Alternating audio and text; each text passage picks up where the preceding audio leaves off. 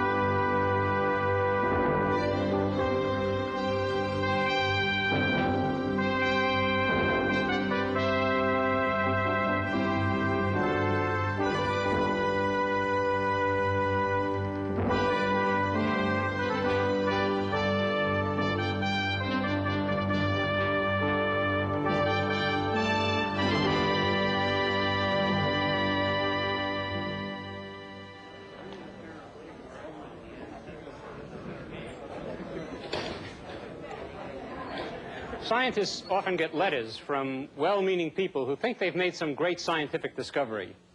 Usually they've discovered that protons are brown, or the theory of relativity is a colossal mistake, or something like that. And given time and patience, we often try to answer those letters and gently tell them that they really haven't changed science forever after all. But you might wonder, what really would constitute a great scientific discovery? What is the sort of thing that would make scientists sit up and take notice? Well, let me give you an example. There are certain fundamental constants of nature.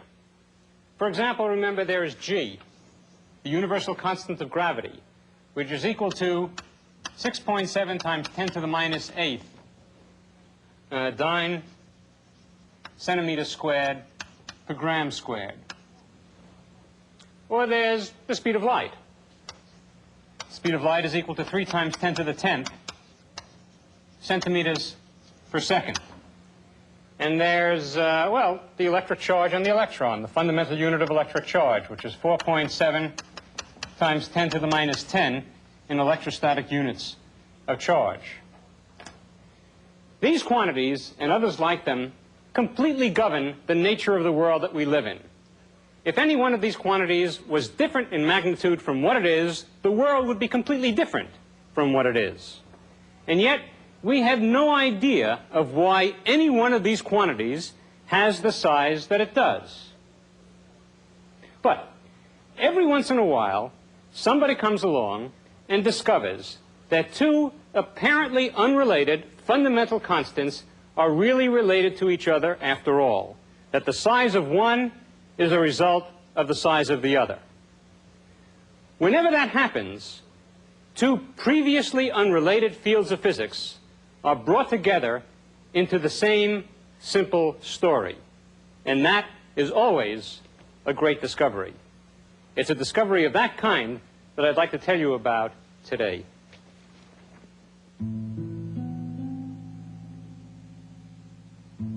Not all physicists are created equal. Only a handful are blessed with the vision of a Kepler or a Faraday. Few will share the Nobel Prize with Albert Einstein. Fewer still the fame or the fate of Galileo. Never again can the universe be seen with the revolutionary view of Copernicus. And there will never be another Isaac Newton. But if the life and work of every notable physicist were displayed in one great hall of physics, the exhibits and demonstrations would soon reveal that all of them have something in common.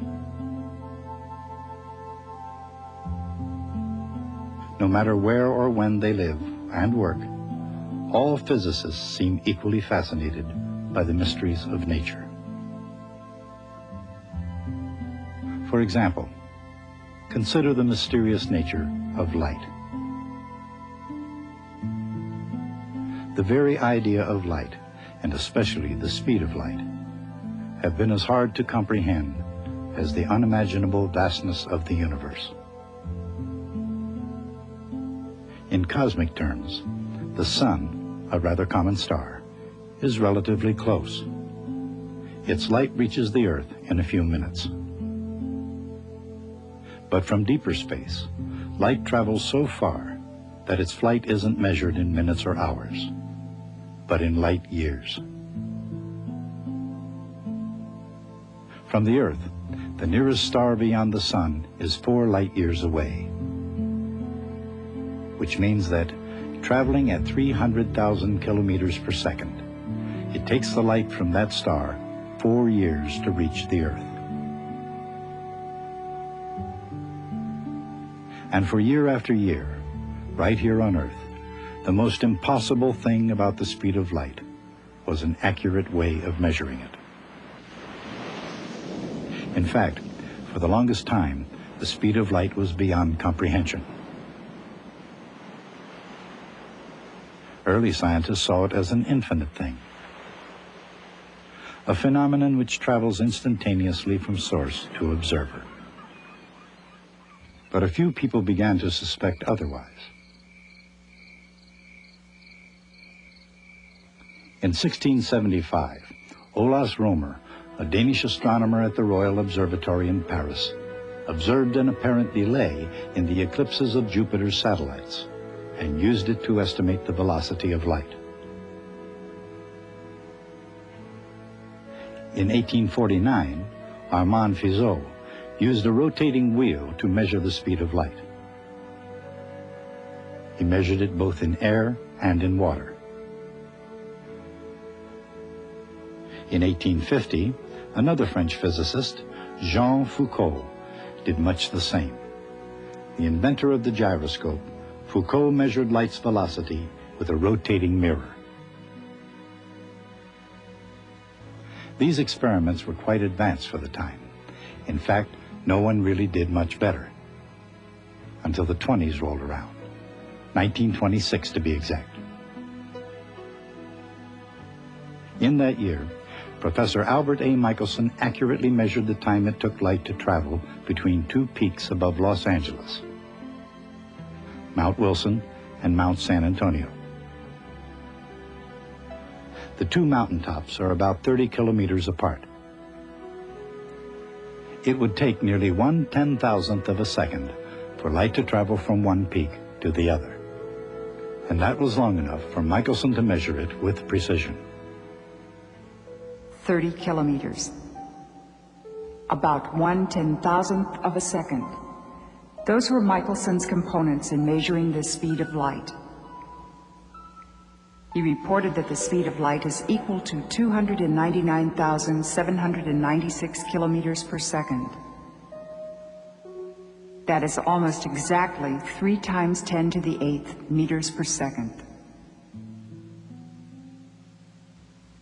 Why does the speed of light have that specific value? And why is it a fundamental constant of nature? No one really knows. But in the meantime, scientists have only marginally improved upon Michelson's measurement of a fundamental constant that determines the scale of everything in the universe. The speed of light is one such fundamental constant. And the constant in Newton's law of gravity is another. For that reason alone, Newton might have strutted his entire lifetime as England's greatest scientist. But in the realm of scientific experimentation, Newton was no match for Henry Cavendish, an Englishman who measured the constant of universal gravitation. In the process, Cavendish weighed not only the expanding British Empire, but he actually weighed the entire planet. By any measure, weighing the whole world is quite an accomplishment. However, while all scientists aren't as ambitious as Henry Cavendish, neither are they as modest. Cavendish saw to it that his notebooks were not made public until after his death. In any case, whether one hides one's papers from the world like Cavendish, or shows them off to the world at large like Galileo Galilei, all great physicists seem to keep notebooks. and all those notebooks, no matter the subject or style of eventual publication, seem to be journeys into the world of experimentation. It has to be copper or it has to be zinc. All right, well, I'll have another go. At times, a physics laboratory may seem tedious, You let me know. Yes, of course. and at times, that's just what it is. Yet this is where the physics of the universe plays on a regular basis.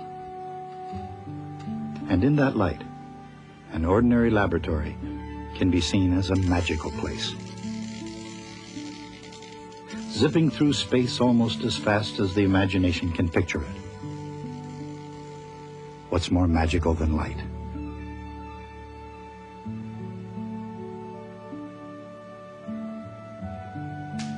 More powerful than the raw force of electricity? Or more pervasive than the influence of gravity?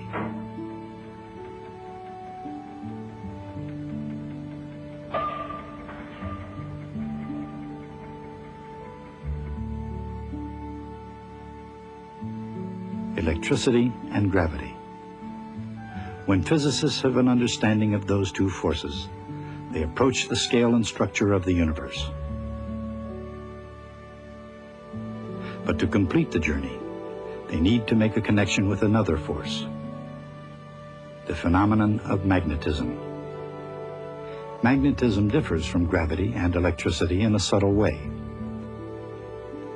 Gravity, a force acting between masses, always attracts. Electricity, acting between different charges, also attracts.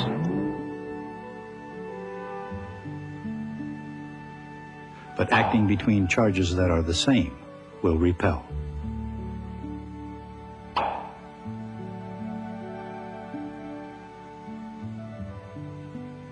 Magnetism, acting between magnetic poles that are different, also attracts. And between magnetic poles that are the same, repels.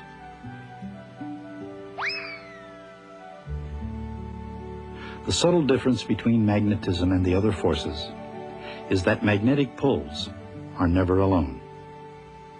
They're always in pairs that are both equal and opposite. In spite of their differences, gravity and electricity obey similar force laws. And so does magnetism. Electricity and magnetism.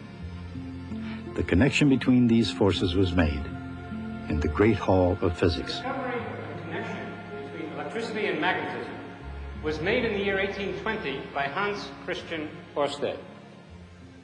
The legend is that Ørsted made his discovery during a lecture while doing a demonstration by accident. There are some people who don't believe that that's possible because scientific discoveries are not made by accident, and so there's another theory, and the other theory is that he purposely made his discovery during a lecture in front of an audience so that there would be plenty of witnesses and nobody would ever think that he had made it by accident. But in any case, I would like to show you what that demonstration might have been like. So I've set up the apparatus here to do a demonstration for you like the one that Ørsted did that evening. So let's use our imagination. The year is 1820, we're in Copenhagen, it's the evening, and we're going to have a gala public lecture demonstration. You are the cream of Copenhagen society. Ladies in evening gowns, gentlemen in frock coats, and I am Hans Christian Ørsted, a brilliant thinker, but a bumbling, inept experimenter and very nearsighted. Now, I realize that you feel that this is somewhat unrealistic, because I'm not nearsighted. But we will use our imagination and do the best that we can. Now, 20 years earlier, in 1800, Alessandro Volta had invented the electric battery, or the voltaic pile. And so for the first time, there was a dependable source of electric current. I have an original voltaic pile made for us by Sears Roebuck right here. Ørsted knew that electric currents caused funny things to happen. For example, it could change chemicals into other chemicals, or a wire carrying an electric current would turn the electricity into heat or even into light. And he was absolutely certain that his electric current would turn also into magnetism. So the idea was this. He would pass an electric current through an electric wire, and he would line up the electric wire perpendicular to a compass needle, as you can see here. And then when he passed the current through the wire, it would become a magnet, and we would know that because the magnet needle would swing around to become parallel to it. Now, I'm going to need an assistant in order to be able to do this demonstration. Do I have a volunteer? Oh, good. Would you please be my assistant? If you'll come right up here, what I need for you to do is to throw the switch, pull it back towards yourself when I tell you to throw it, when the experiment is ready. Okay? So when the assistant throws the switch, an electric current will run through this wire. This wire will turn into a magnet, and we'll know that it turned into a magnet because the compass needle will swing around parallel to the wire.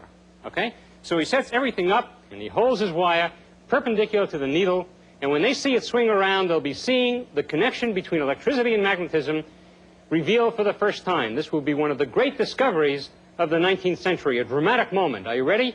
When I say 3, you can pull the switch down. Ready? 1, 2, 3. And absolutely nothing whatsoever happened. So Oersted, of course, is disappointed, and he tries other things. He tries to make a kink in his wire and pull the magnet around that way, and various other things like that, and nothing works. The magnet absolutely won't budge. And so, of course, he's very disappointed. He tells his assistant to open the switch. He announces that his experiment is a failure, and he sends his audience home. The audience gets up and starts filing out of the hall, and his assistant, who's very sharp, notices that the battery is not quite dead yet. Now, in these days, only 20 years after the invention of the battery, you didn't waste a little bit of electric charge that was left in a battery. Oersted had a chance to do one more experiment. And so he thought about it and decided to do the one thing that he hadn't actually tried up to this point, because it made no sense to try it at all. What he was going to do this time is to place his wire so that it was parallel to the magnet needle. Now, of course, this made no sense, because if it's parallel to the needle and becomes a magnet, the needle is already lined up with it, and it won't move anyway. Nevertheless, he's tried everything else. He has nothing else to do. The audience is leaving, and he decides he may as well give it a go. So he holds his wire parallel to the needle, tells his assistant to pull the switch. Ready? 1, 2, 3. And the magnet needle swings around, and Oersted has discovered electromagnetism. Okay, you can open the switch now. Thank you very much for your help. The reason that Oersted got such a surprising result was because of the way the magnetic field of an electric current works. If this is a wire carrying an electric current, just like the one that we were just looking at, that's the electric current.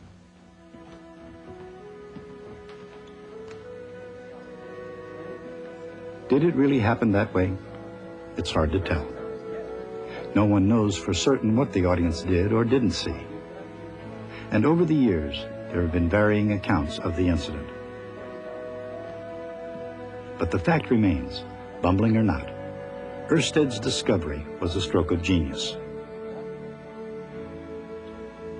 It electrified the finest scientific minds of the 19th century and set off an intellectual charge that lasted 50 years. But why? A battery, a compass, and a little piece of wire. It wasn't his apparatus. It was his fundamental concept. A concept so powerful that when finally understood, it had the power to link ordinary electricity to the most extraordinary lights in the universe, the stars.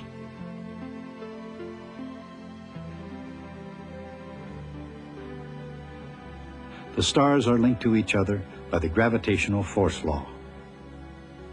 To find the gravitational constant and to weigh the world in the process, Henry Cavendish had measured the force between two known masses. The result of the measurement is the value of G in units that come directly from the force law equation. 6.7 times 10 to the minus 11 Newton meters squared per kilogram squared. A similar kind of measurement can be used to find the electric constant. Here, an electrostatic generating machine is used to put positive and negative electric charge on two parallel metal plates until the attractive force between them overcomes gravity. From from the force between the plates, the force between point charges can be deduced. Again, measuring the force reveals the constant in the force equation, and the units of the constant come directly from the force equation.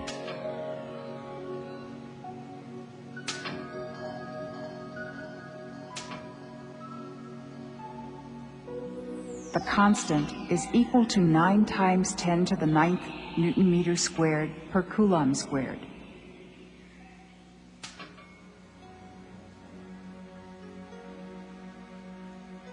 By now, the procedure for measuring constants in force laws is no mystery.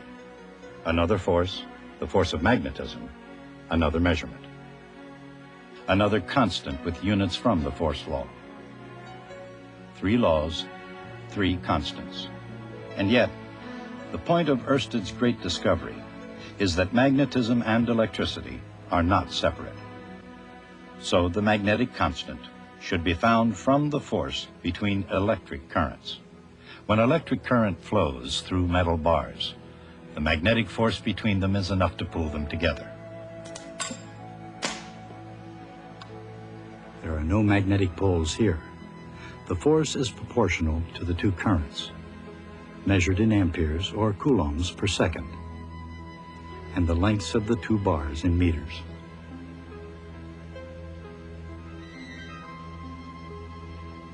The result of the measurement of the magnetic constant is 1 times 10 to the minus 7th Newton second squared per Coulomb squared.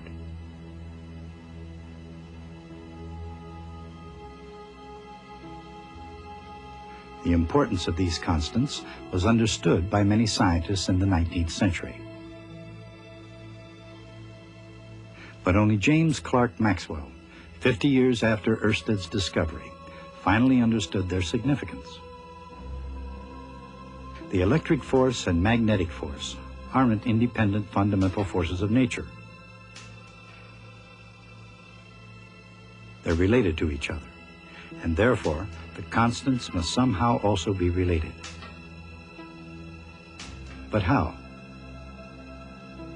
The ratio K sub E divided by K sub M would have the units meter squared over second squared. In other words, the square of a speed. But what speed? Its square is 9 times 10 to the 16th meter squared per second squared. Divide the electric constant by the magnetic constant, and there it is. The speed of light.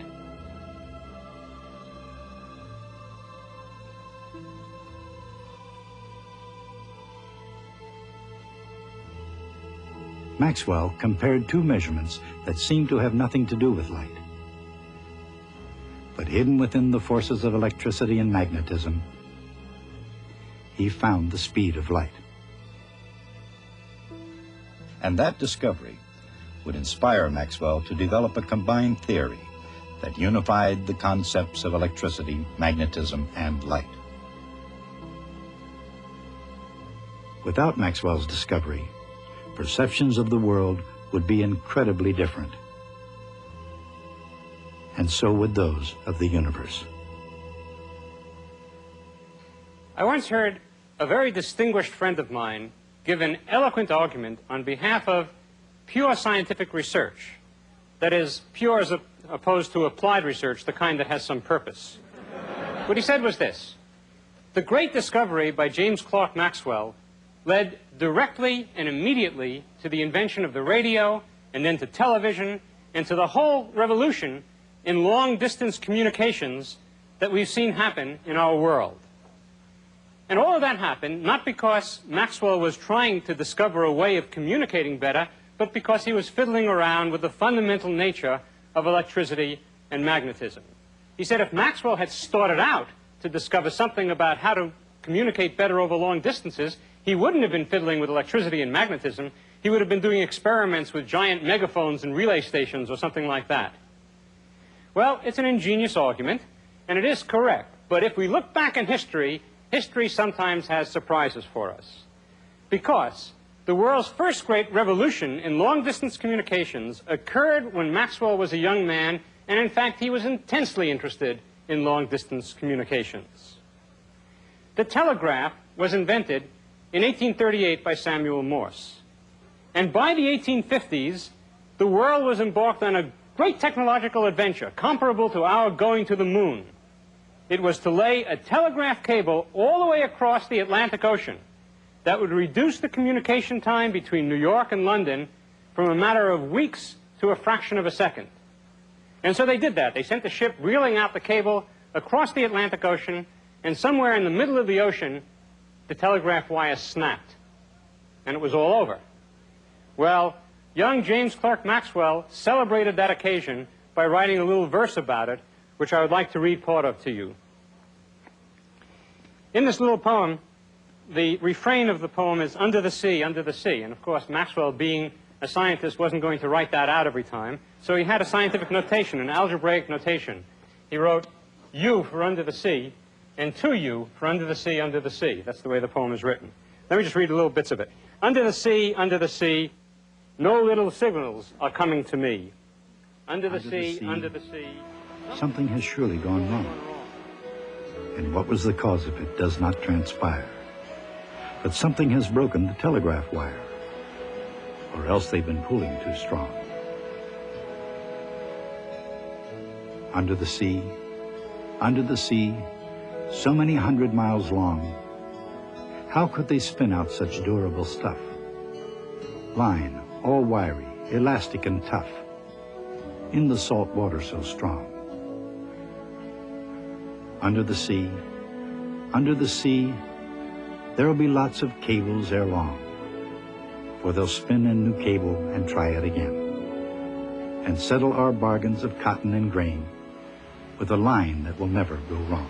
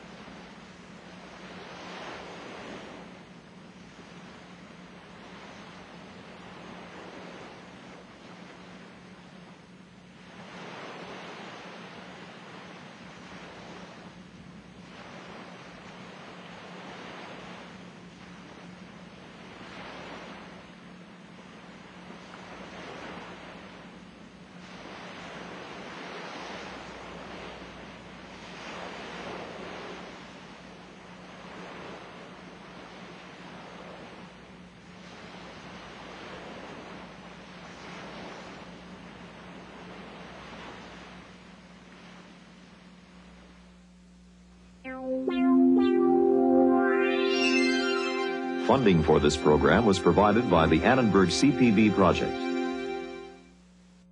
You can order these programs on videocassette. Call 1-800-LEARNER and visit us at www.learner.org/channel, the Annenberg CPB channel.